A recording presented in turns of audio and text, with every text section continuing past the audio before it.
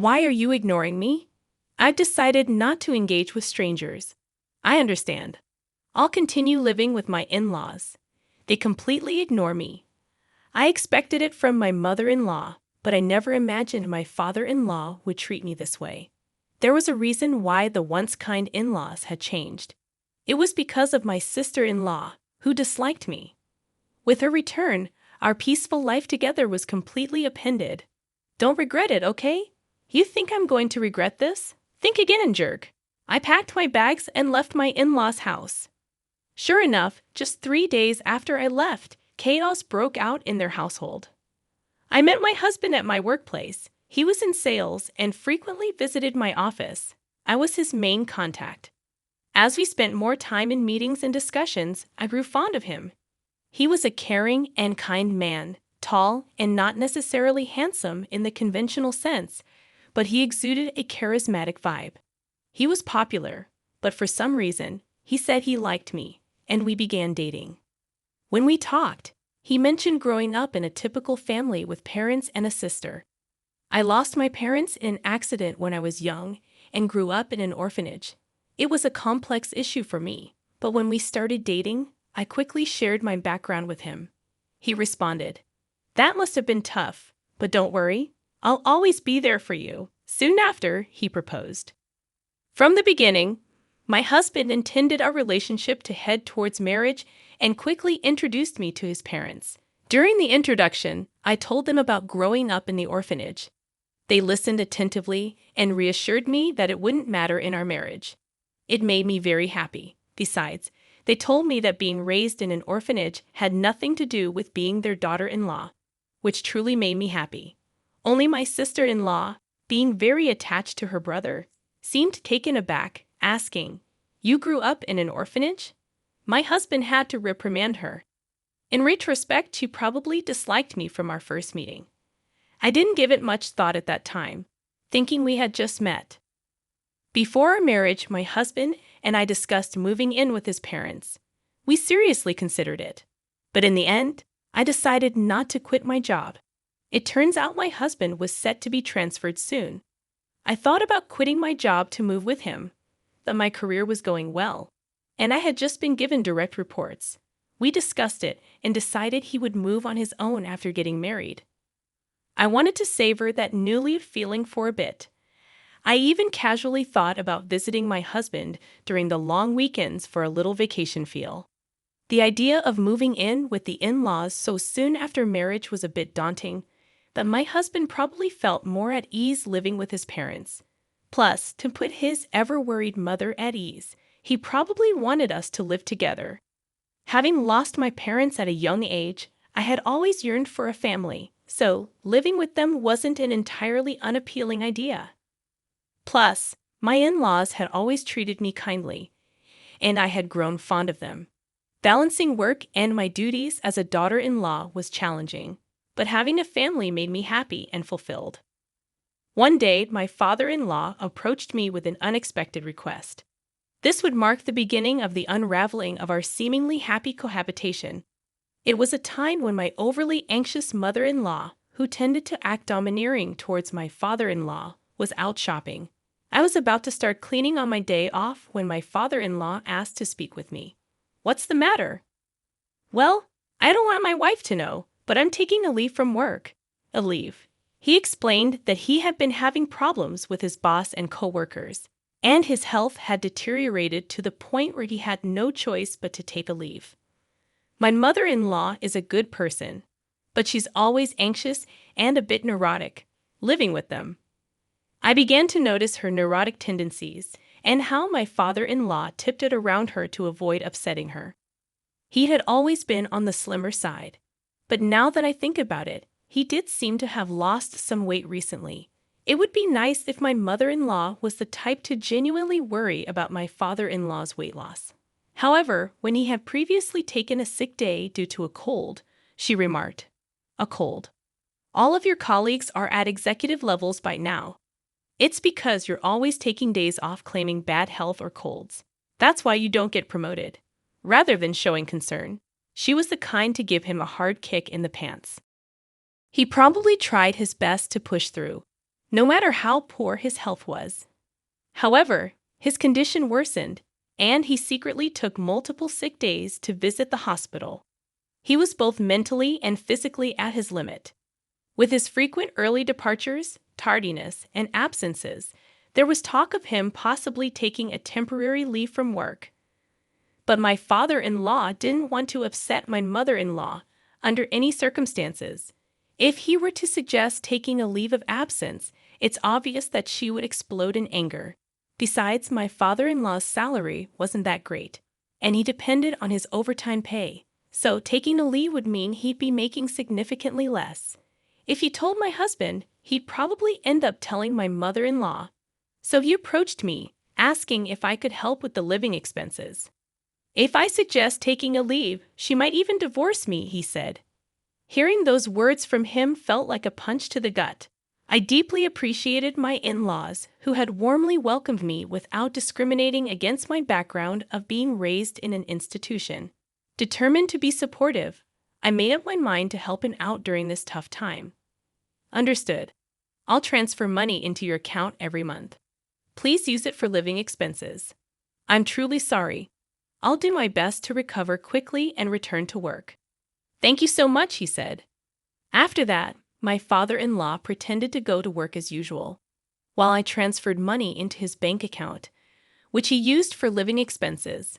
My mother-in-law, being rather carefree, didn't meticulously check her bank statements or maintain a household ledger, so she never noticed my transfers. Pretending to go to work, he would visit a mental clinic or take walks in the serene mountains. Gradually, his complexion seemed to improve. I thought he might be returning to work soon, but then an unexpected event occurred.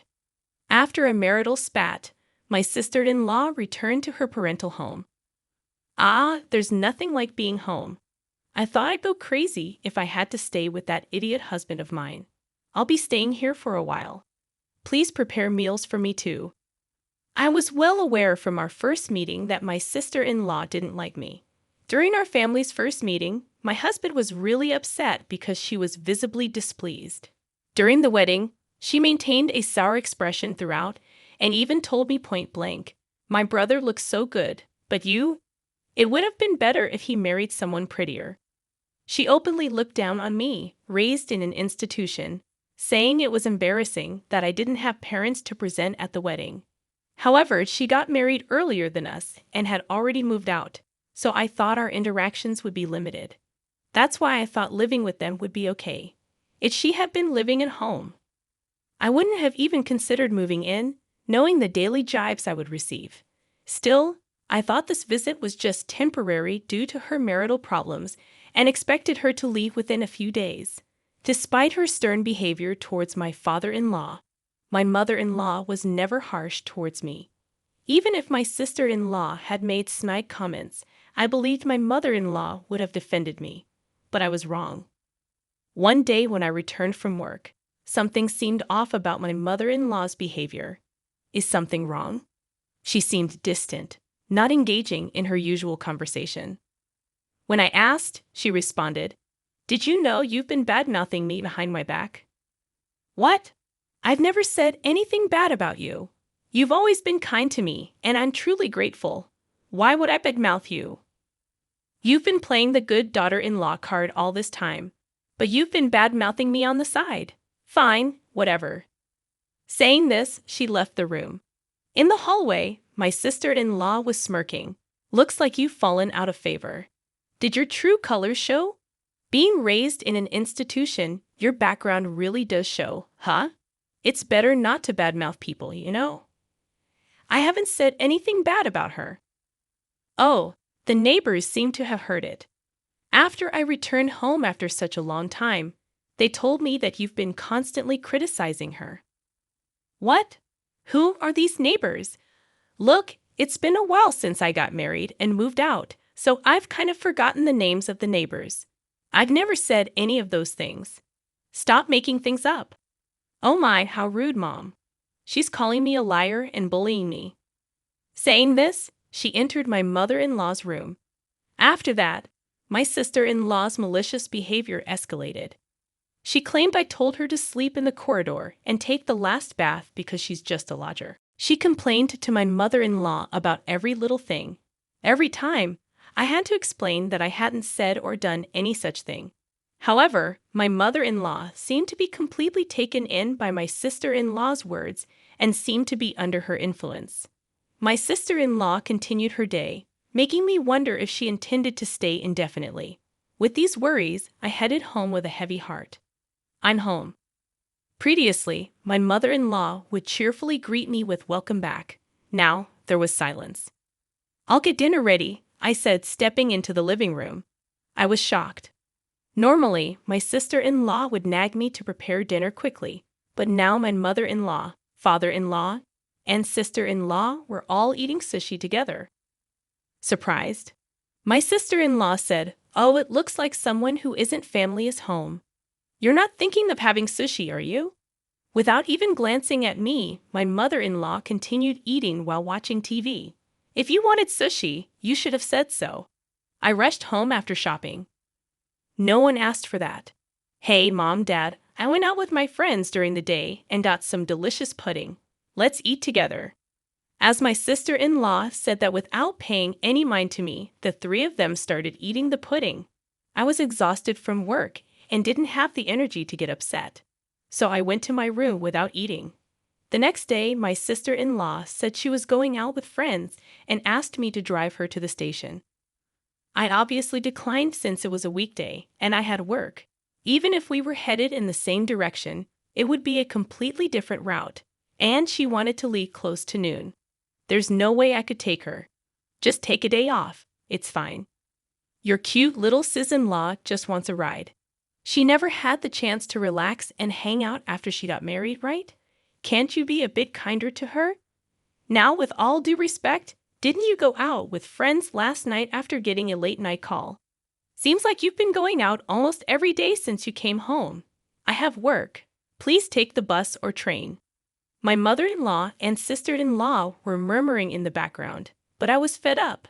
I left for work. However, that night, the defining event that made me decide to leave this house took place. I got held up at work and returned home after picking up some groceries, expecting to be berated. It had started raining by the time I left the office, and it was pouring so hard that even getting in and out of the car, I was drenched. I wondered what nasty trick would be played on me tonight. But when I got home, the three of them were eating takeout just like the day before, no greeting, acting as if they didn't even notice my return. But I've grown used to this treatment. I glanced toward the courtyard from the hallway and saw something placed in the center of the garden. Taking a closer look, it was my belongings.